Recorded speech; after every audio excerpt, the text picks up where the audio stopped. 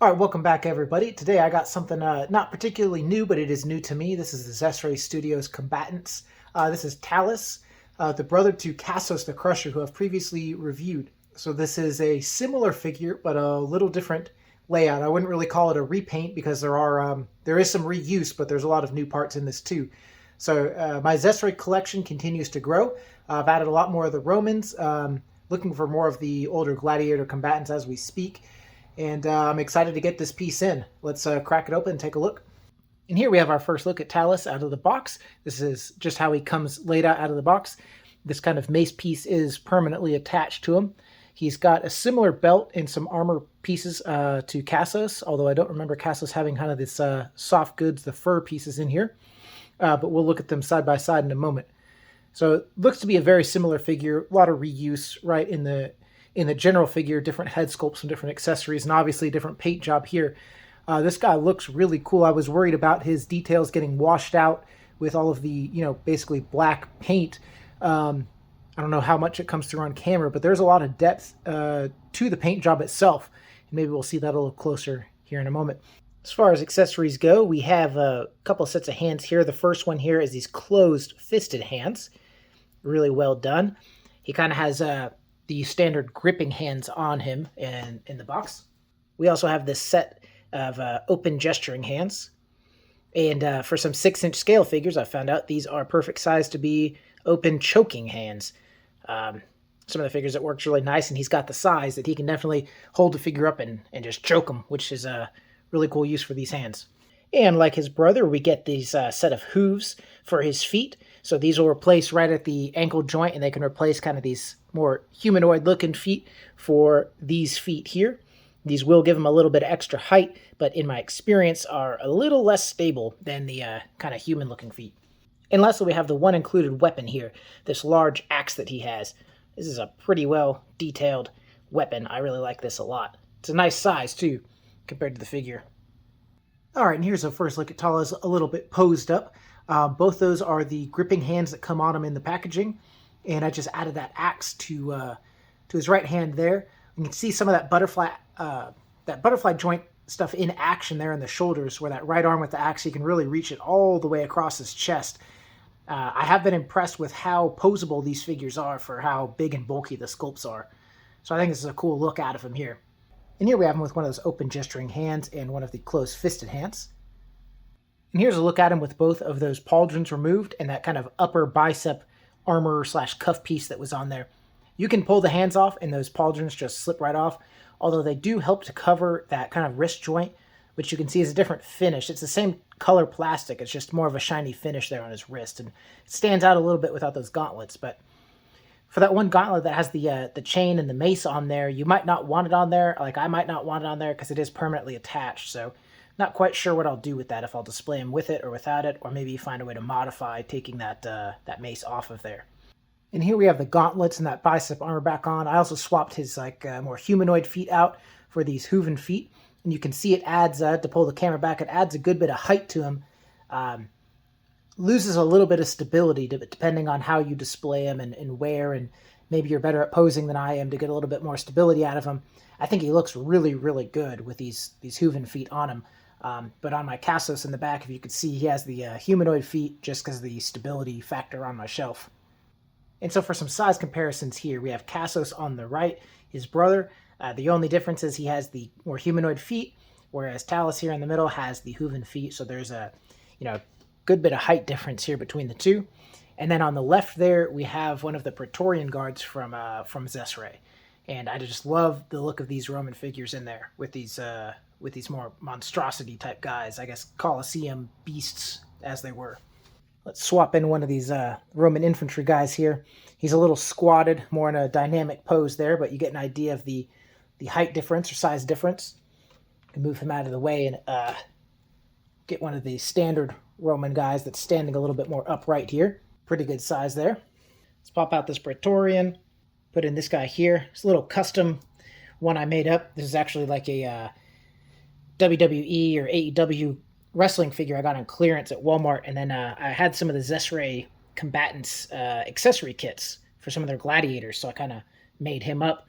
And Same with this guy here. It's actually a Marvel Legends Hercules. This is the newer retro carded version of Hercules, where I took off some of the armor, made him a loincloth, and then put on some of the accessories there from the Xesray kit. And both those were kind of advice I got actually from a Facebook group about Xesray Combatants, because going backwards and getting some of these gladiators right now, they can be well over $100 because they've been out of circulation for a while. All right, and here we have a couple of the Mythic Legions kind of standard size figures, both gladiators.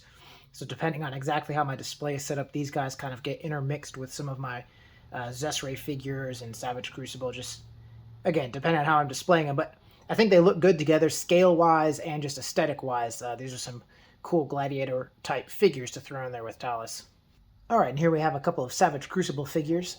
The new con-exclusive one, the Shield de Zara on the right, and one of their slates, kind of their Build-A-Figures, with some of the pieces on it from accessory kits that they offer on the left.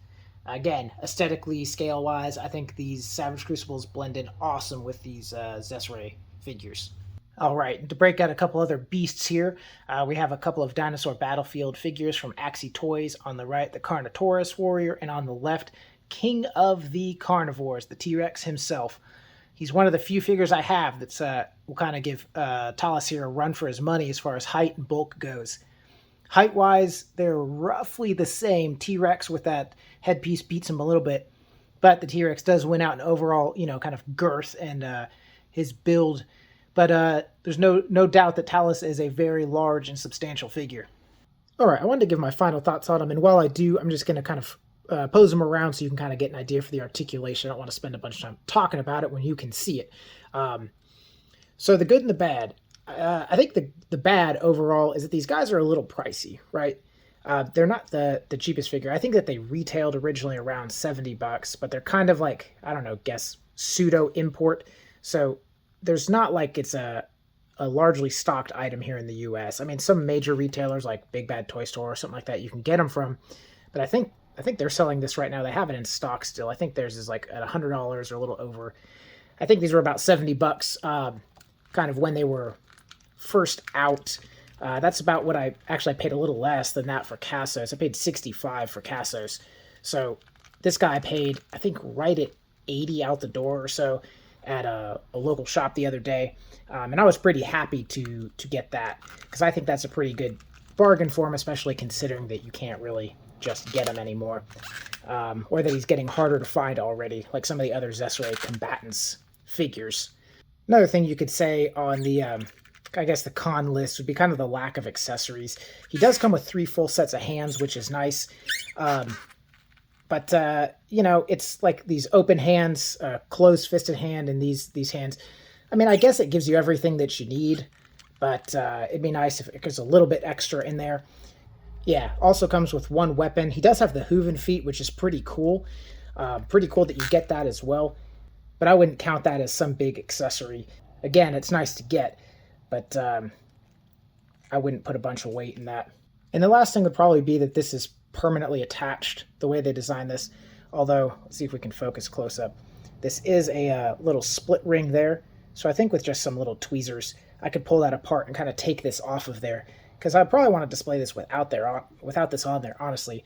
You will be left with this gauntlet that has chain wrapped around it, but, And then as far as pros go, they should be kind of self-evident.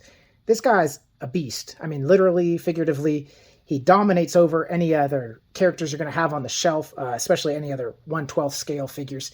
He's just an absolutely massive figure. I think the quality of the build is really nice. All the joints move smoothly. They're not too tight. They're not too loose. He can stand really firmly. It's really just a very nice, big beast figure. So that's it. There's nothing extra than that. There's nothing too crazy special. There's no phenomenal paintwork going on, although the accessories are really well done. The axe as well. So where there are paint apps, it's really well done. The bulk of him is black plastic. He's got some red eyes. I think he's just a really, really cool figure for what he is, and he's going to add a lot to kind of my my Xesray, my Combatants, my Colosseum kind of savage figures and characters. So I'm happy to have him. I know that was a little bit rambly, guys, but not a whole lot to say on him that I didn't really say about Cassos. Really great. I love them. Thank you guys so much for watching, and have a great night.